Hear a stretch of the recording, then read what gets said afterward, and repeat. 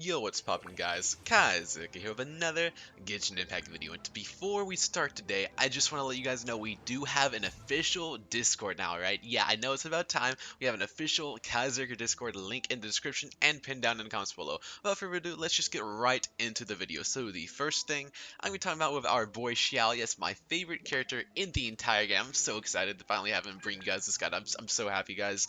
But yeah, so the first thing we want to talk about is his team composition, right? Now this is a bit of a tricky one, right? Xiao is a very particular kind of guy, right? He needs certain units to honestly just help fulfill his power, right? You need certain types of units. Now, he does have a lot of different units you could use, but you have to be careful and strategically think about who you're using to get the proper benefits for him, right? So, the first thing is he's going to need another Anemo character because he does have energy issues. Xiao, yeah, he got some energy issues, so you're going to want another Anemo character. I like to use Sucrose because she provides the most energy out of any character in the game, right? Another amazing option here would be Venti. Venti provides less energy but more damage, so it kind of evens out in the end, right? Venti's just busted as it is and just gives you a crap ton of damage regardless, so Venti's always a good choice in any team, but especially with Xiao, Venti is great. I plan to use Venti eventually once I do get him. But Sucrose is also very good, especially if you have her C1 and with a Sacrificial Fragments weapon, right? That's going to give you lots and lots of energy. I have her C0, no sac frags, and I still get my ultimate up pretty frequently, okay? So you don't have to have her like perfectly maxed out, but you will want to make sure you got some energy recharge in her. You could also use a Thrilling Tales of Dragon Slayer on her to kind of give Xiao an extra boost to your energy. So make sure you swap directly to Xiao from Sucrose if you're using this, okay? So that's one strategy I like to use, but Sacrificial Frags, probably the best option because it will give you more energy for your Xiao. Normally I don't talk about side units that much in depth, but it's kind of necessary for Xiao's because his energy issue, right? So, making sure you have your Anemo battery properly built for Xiao is a big deal. So if another option would be Jean, who I also don't have. She is not only an healer, but of course Anemo battery, so she gives you two rolls in one, which means you wouldn't have to use Bennett. But Jean is also great. Vivonia Sword is great for her for the energy, of course, for your Xiao. Now, for healers, obviously there's Jean, or you could use Bennett. If you have Bennett C1, which I really want to get him C1, that's going to give you a huge damage spike. But even at C0, he's a great healer regardless. He's going to give you amazing heals, especially if you're fighting a boss or stationary enemy. Then that circle can stay within pretty easily. Xiao is mobile, so if you're fighting a bunch of enemies, it is pretty easy to get out of that circle, which can be a little bit annoying a Bennett, which is why someone might even want to use Barbara, right? People normally don't like Barbara. I don't like Barbara that much, to be honest, either. But you could use Barbara as your healer because the aura is going to follow you around. You're not going to have to stand in a small circle like you would have been it. So that is an option. Another good option here would actually be Diona. Diona gives you a shield, which is immensely important for Xiao because, well, he could get knocked back pretty easily, right? He's a bit squishy. Shield really helps him out a lot. It's gonna make him a lot smoother to play if you have some kind of shield, whether it be from Diona or the next character I want to talk about, Zhongli. If you have Zhongli, you don't really need Diona, but Zhongli, he's amazing as Xiao. I absolutely 1000% am going to be using Zhongli with Xiao as soon as I get Zhongli, right? As soon as I get him, 100% going to be using him with Xiao because Zhongli gives you a 20% resistance shred, which basically means a lot more damage. It means all your Nemo damage is going to be doing 20% more damage. And Xiao, you're going to mostly be wanting to use him in his ultimate form, which means your ultimate, the whole time you're in there, 20% more damage, easy peasy. It's fantabulous. That just made up a word, apparently, but it's fantastic. Absolutely fantastic. So Zhongli is a great choice with Xiao. Now, another great option would be Xingqiu. And this is kind of similar to Zhongli and Dona because he is actually pretty good for defense as well. He gives you a little bit of heals, and he also protects you with damage reduction, as you can see here. Damage reduction, very nice to have on Xiao because, of course, Xiao is extremely squishy, as I said. So Xingqiu is also a nice choice, and if you're properly weaving your attacks, if you do a normal attack in between, or if you're doing your jet combo, which I have a video on as well, link in the description. There's going to be quite a few links in the description of this video, but yeah, link in the description to jet combo. If you're doing normal attacks, charge attacks, all that stuff, you're also going to be triggering Xingqiu's ultimate procs, so you're going to be getting extra damage from him as well. So Xingqiu is a very good choice, not necessary though. Xingqiu is necessary with someone like Diluc or Electro Kaching, right? Absolutely necessary. But with Xiao, you don't have to use Xingqiu, so if you're trying to prioritize, if you have a team with, Kaching or a team with Diluc for Abyss, then keep your Xingqiu with Diluc or Kaching. That's what I do in the Abyss, which is why I also like to use Fischl instead of Xingqiu when I'm in the Abyss, because my Xingqiu goes with my Diluc, so when I'm in the Abyss, I like to use Fischl. She is amazing with Xiao. She's gonna give you a turn off field. That turn's gonna be doing damage, while Xiao is an ultimate. Oz keeps doing damage, so it's very good fit for Xiao. And similar to Fischl, Albedo is a great choice as well because he's basically Geo Fischl, right? 5-star Fischl. He's great choice for Xiao. So though there's a lot of characters I just went through. You could also use the Anemo Traveler character. That also works. Anemo is literally probably the least beneficial of all of the Anemo battery characters, but still a solid option if you don't have Sucrose, you don't have Venti, you don't have Jean, then you could still use the Anemo Traveler. You definitely want to have an Anemo battery, even if it is a Traveler. Still, it's going to work, okay? It's still going to work. It's not as good as Sucrose, but it will absolutely work. So, those are all your options, right? There are a lot of different characters you can do with Xiao, but as I hope you've come to understand, you have to use them for a particular reason. You can't just throw characters on the team. You have to like use them and think about why you're using each one. So, team composition, that was a lot longer than normal, but I feel like that was very much necessary in order to properly play Xiao. Because if you don't have the right teammates, Xiao underperforms. Absolutely underperforms if you don't have a good team for him. I made the mistake first. I was testing with a bunch of different units. He was doing trash. And finally, I found the units that he works best with, and he plays just godly now. Absolutely godly.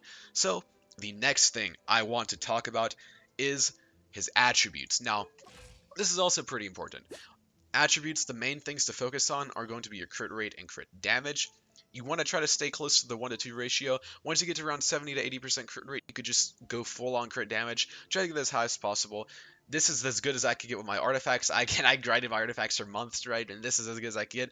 I mean, ideally, you probably want to have over 200% crit damage, but try to get basically as high crit damage as you can, and your crit rate up to 70 to 80%.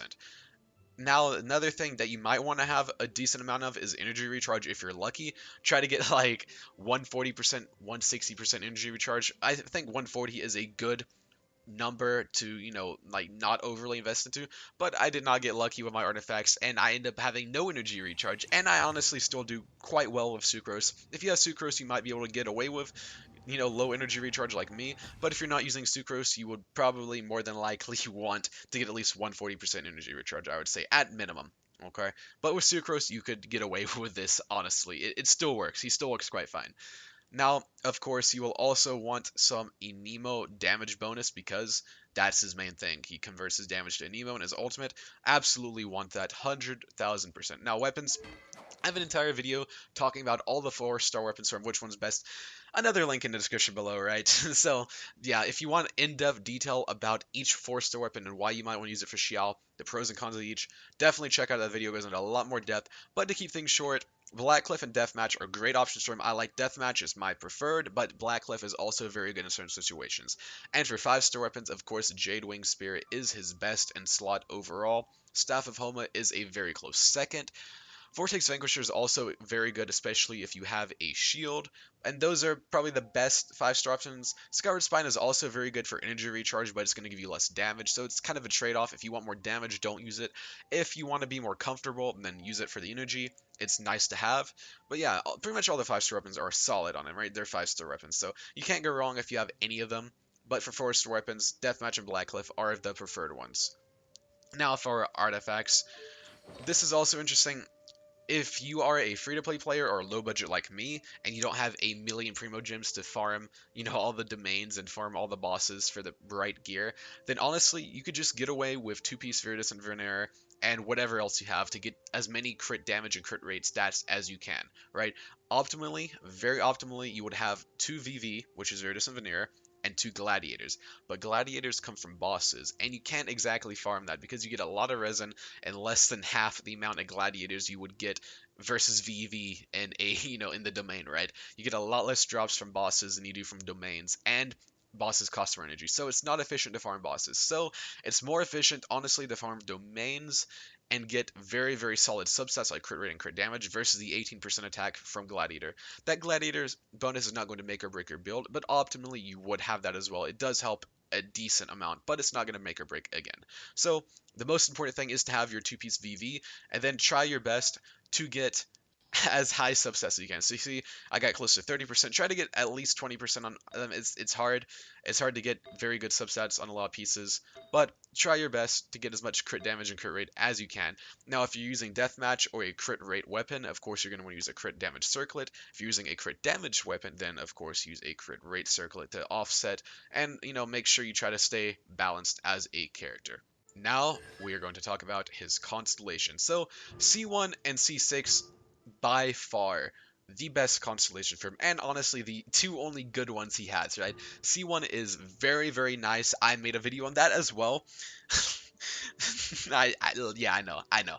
I like Xiao. I've made lots of Xiao videos, but link in description below talking about C1 versus, Jade Spear. If you are interested in that, that is also a video I made. So, again, link in description. But C1 is great. It's going to help with your energy a lot, which is another reason I could kind of get away with having no energy recharge, basically, because the C1 helps a lot with his energy gain. So, a very nice quality of life constellation to have, and it makes it more fun to play and smooth. So, in my opinion, C1 is very nice to have. It's not going to actually increase your DPS by a whole lot, but it's going to make him easier to play and more fun to play. So if that matters to you, definitely worth it. If all you care about is raw numbers, then I would say you don't have to get it, okay? You don't have to have C1 for him to do high damage, okay?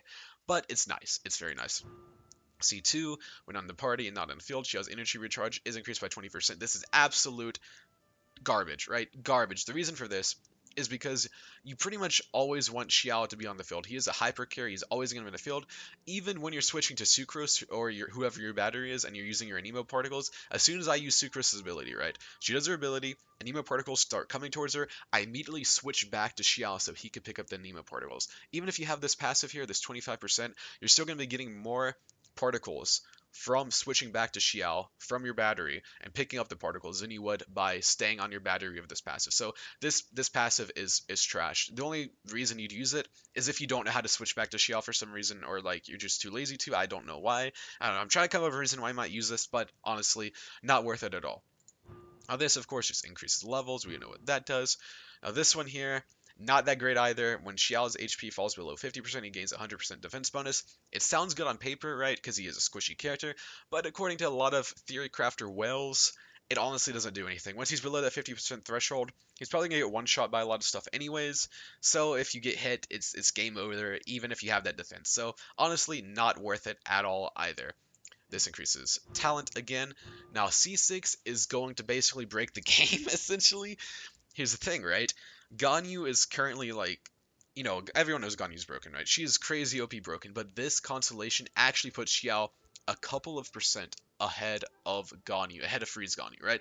This puts him above Ganyu, and this honestly makes him like the best DPS in the game, according to what theory crafters are saying now. Again, that could change. Maybe people find something out, the data changes. But as of time of recording, C6 makes Xiao the best, if not one of the best at the very least, characters in the entire game for damage. Now, while under effects of Bane of All Evil, hitting at least two opponents Xiao's plunging attack will immediately grant him one charge of limit static wind cycling, and for the next 1 second he may use that ability while ignoring his cooldown. That means you could just spam his E like crazy every time you hit at least two opponents, which means if you're going to plunge, you're going to be hitting two opponents if there's at least two opponents in there nearby, which means you're going to be able to spam your E constantly, constantly, constantly. It's insane. It's absolutely insane. I wish I had C6, but alas, I don't, and a lot of people won't have it. But if you're well, C6 is honestly the most worth it constellation for any character in the entire game, in my opinion. But that's just my opinion.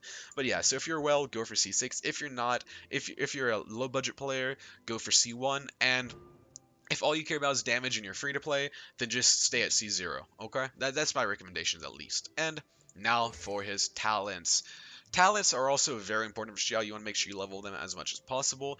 The most important talent for him is his normal attack, because even when he's in his ultimate, he's using, the jet combo, which involves his plunges, and of course his charged attack. All of this is counted as damage from his normal attack. All of that counts as normal attack, even in his ultimate. So make sure you get his normal attack boosted first as high as possible. This is the most important for him.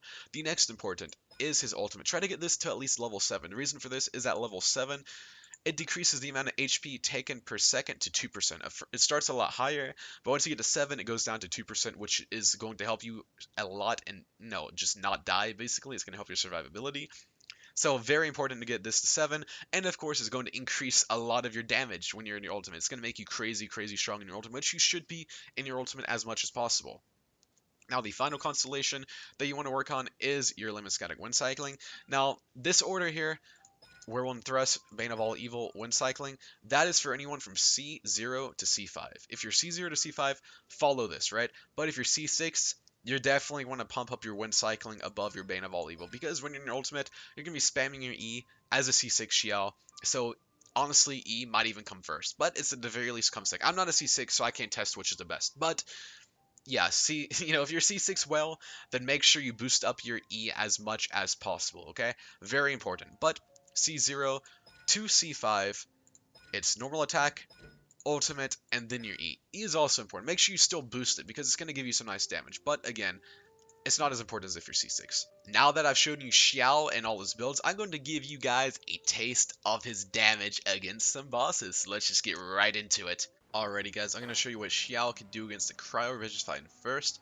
I am bringing along Xiangling just to get down this opponent's shield very quickly so I can show you Xiao himself in action.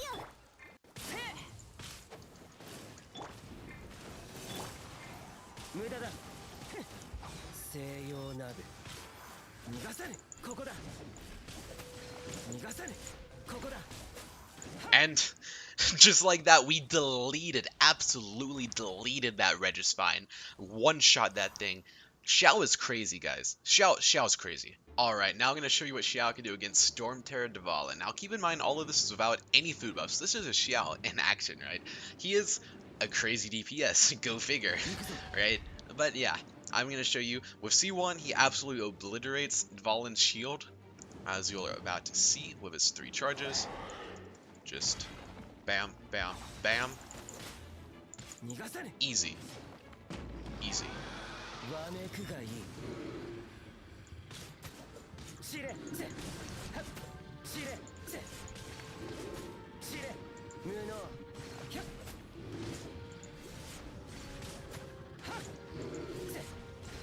And as you can see, Xiao just soloed Dvalin.